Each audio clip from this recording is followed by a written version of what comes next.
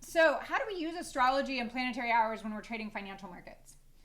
Just as traders use technical analysis to gain an edge in trading, astrology can be combined with technical analysis to increase that edge. The financial markets are a living system composed of humans, computers, and algorithms, and just as all living systems are affected by the energetics and harmonics of the cosmos, so is price action and the movement of the financial markets.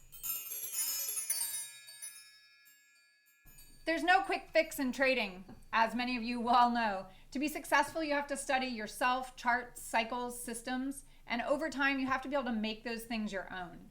This system of charting planetary hours was created by Matt here, who is the host of this Discord that we're in. I've expanded on this charting system to create a system that I use for day trading. My hope is that you'll be able to take all of the things that I've learned and then synthesize them into your own system and make them your own. Here's how we get a list of the planetary hours for the instrument that you're trading. First, you're going to want to identify the proper time, date, and location of the instrument you want to trade. And then you'll enter this into your app or planetary hours calculator. So that could be an entire topic all of its own. But from my perspective, I've found the most amount of accuracy if you have the proper natal date for the instrument that you're trading. You can use the NYSE for all stocks and ETFs on the New York Stock Exchange. But personally, I've found that I really like using the ones that are specific to the instrument I'm trading. Second, you're going to want to make sure to adjust for time zones. I always use the birth location of the ticker that I'm trading.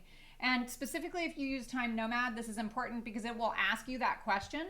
Once you load up a natal date of a ticker, it'll say, do you want to use the birth location? And you would say yes. So then what you can do is you can adjust your time zone on TradingView to match the time zone that you're trading. And I can give you an example how you can do this. Maybe everybody already knows, but we'll just run through it anyway. If you just click on your timeline down here, you can go to time zones and you can pick any one of these time zones. And it'll automatically set your time zone here to the time zone of the natal date of the ticker. And so, for example, I live in the Pacific Northwest of the United States. And so I'm in the Pacific Standard Time Zone, which is 3 hours earlier than the Eastern Standard Time Zone. So I just adjust all of my software to be for Eastern Standard Time for the tickers that come out of the East Coast. And then third, you're going to want to go to your planetary hours calculator and you'll have the list of planetary hours for the instrument that you trade. So after you've put all that information in there, this is an example over here on the right-hand side. This is Time Nomad. This is what Time Nomad looks like after you've entered your information, and you can just click on planetary hours and it'll give you the planetary hours by day. You can even go forwards and backwards and see planetary hours from previous days or from days in the future. Here's some more examples. I loaded these up for today. These are the planetary hours for SPX, Microsoft, and Bitcoin from today. So I'm going to run through verbally and then I'm going to do some live examples. So first, we're going to want to zoom into the 1 minute chart. And you're going to place your vertical lines at the ingress, which is the entry time for each planetary hour. So for example, and this is a hot topic sometimes, but it's do you use the ingress or the egress time? And from my perspective, the egress of one planet is just the ingress of the next. So I've chosen and found the most efficacy with what I'm observing that I label the planets by the ingress time. So for example, on SPX today, we've got that Mars hour started at 10:42 a.m. So I would label Mars hour with a red line. So I place vertical lines at the ingress time for each planetary hour, and I do this ahead of time, like at the beginning of the trading day. I get up and I pull up my planetary hours and I place the lines on the appropriate minute that they belong on the chart.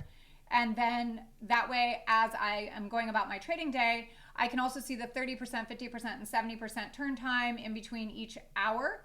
I also just have them pre-prepared and I don't have to be worrying about it. I can kind of look forward to see what hour is coming next.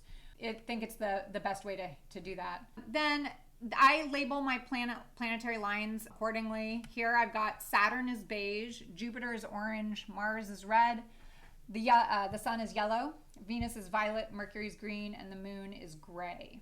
So that gives you a little bit of a key. So as we're taking a look at these live examples, you can see how I do all this and you'll know which line is which.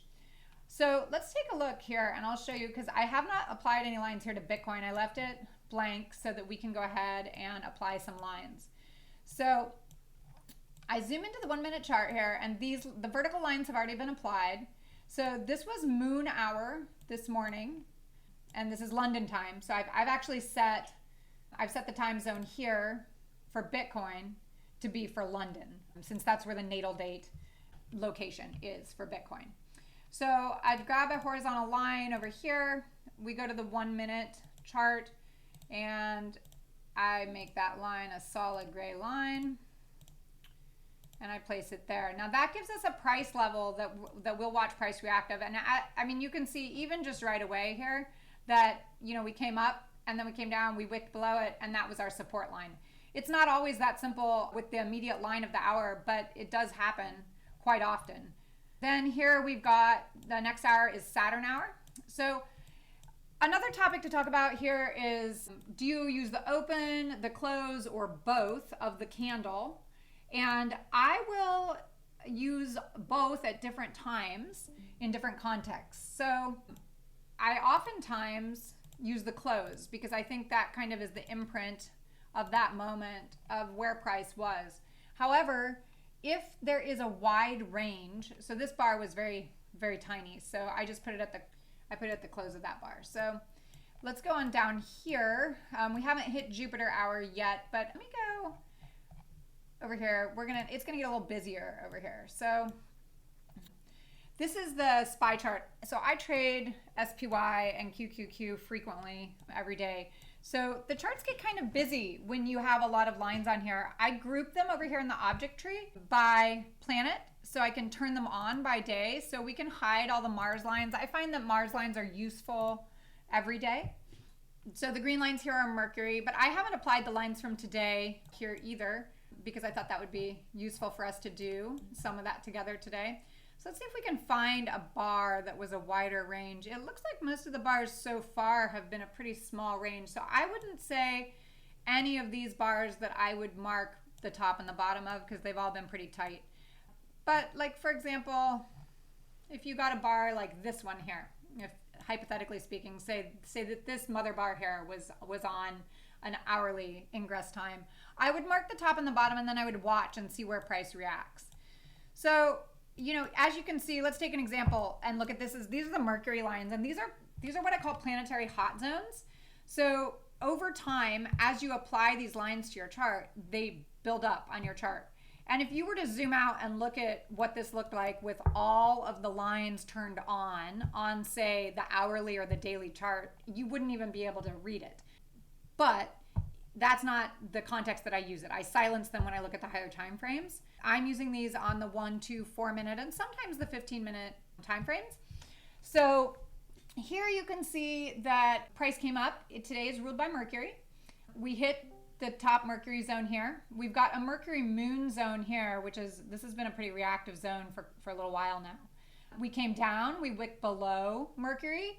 We came back up. So now we're just bouncing around, well, until we came down here. But this was a strong zone up here, and we couldn't get over it. So oftentimes when you're day trading, if you're looking for, you know, a move in one direction or the other, and you have a strong planetary zone of either resistance or support, if you can't get a solid close and stay above a strong planetary hot zone, then it's going to end up being a resistance, or below it, it would be the opposite, which is support. Okay, so trading the time aspect of planetary hours. Planetary hour can be bullish or bearish. I feel like there's a little bit of a misconception in the trading world where people have a tendency to want to simplify something and make it as simple as, like, you know, Mars is bearish or Jupiter is bullish. And while that can happen, absolutely, and you will find examples of that, it's not absolutely true. And for me, I don't find that to be the most effective way to use the planetary hours. For example, though, Mars can intensify or limit action.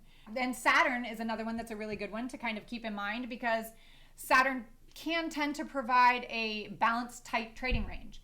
That's not always true, but it is something that when I see Saturn hour coming up, I think, okay, that's a possibility to look for, to watch for clues in the price action. You can use the 30, 50, and 70% times between the planetary hours to watch for turn times. The planetary hour that matches the planetary ruler of the day is always important, as I mentioned before. I always look for support and resistance zones at planetary hot zones for the ruler of the day. And note that each instrument that you trade may be ruled or influenced by different planets. So you may want to pay extra attention to different planets depending on what instrument you're trading. Some additional considerations and observations. I observe how different hours can bring different energy on different days and seasons to different charts, making specific note of astrological events like ingress and egress. So, for example, today was a notable day because we have a stellium, we have Venus, and then the sun and the moon conjunct this morning at 5:38 a.m. Eastern Standard Time because it's the new moon, and the new moon is always a sun and moon conjunction. So we have Venus, sun, and moon all in one spot, and so those are all going to be highly reactive. And then we would take a look at all of the different things that the sun and the moon and Venus are aspecting. And that gives me a better idea of what I'm looking for when I'm looking for reactive zones in the planetary hours. I take note of the placement of natal planets and transits to identify which hours are most important.